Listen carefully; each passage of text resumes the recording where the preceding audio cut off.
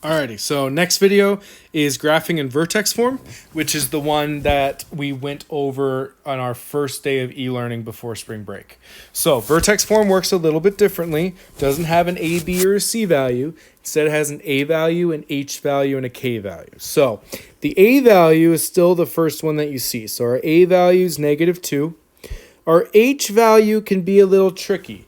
The H value is the opposite of what's in the parentheses.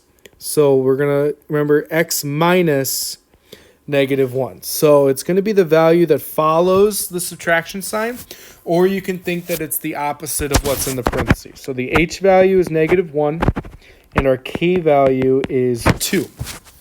Okay, so this is a little bit easier on the first couple steps because the vertex is HK. All right, which means that the axis of symmetry is going to be x equals -1. And the maximum value is going to be the y-coordinate of the vertex, which is 2. So that part is a little bit quicker. Okay, now let's talk about transformations. The A value is -2. Because the A value is negative, I know that this is going to be a reflection. All right, next, since the absolute value of A is +2, just think, if I had Play-Doh and I was making it double the size, I would have to stretch it. I would have to stretch it up. So this is a vertical stretch, and since it's a stretch, it cannot be a compression. Okay?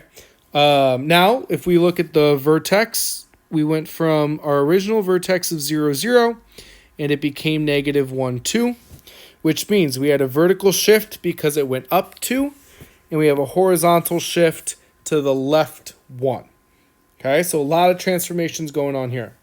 Now, to graph it, start with our vertex, our axis of symmetry. Now, we are going to pick points.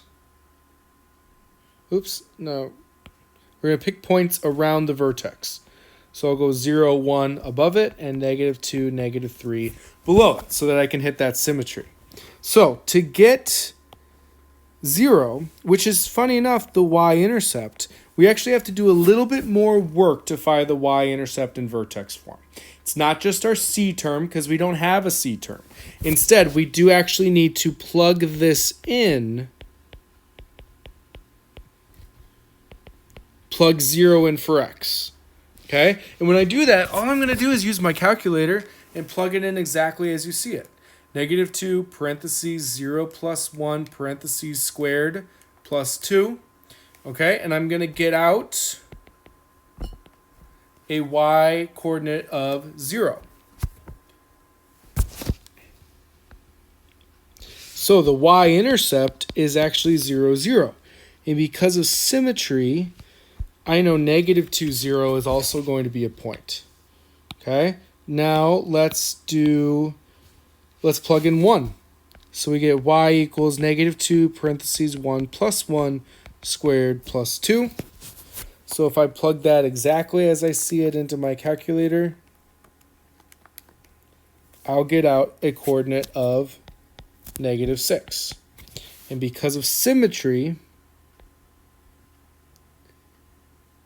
I know -3, -6 is also going to be a point. So then I just connect this in a nice smooth curve.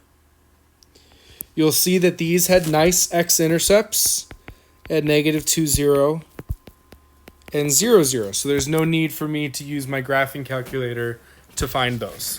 Okay, so vertex form I think is a little bit quicker. A little bit easier than standard form, even though standard form is what we typically deal with the quadratic. And that'll make a little bit more sense in our next unit on why we deal with standard form a little bit more. Okay, so this video, in addition to the ones in March, I think 17th, that digital learning folder has more videos on vertex form. And then homework, I believe it was 42.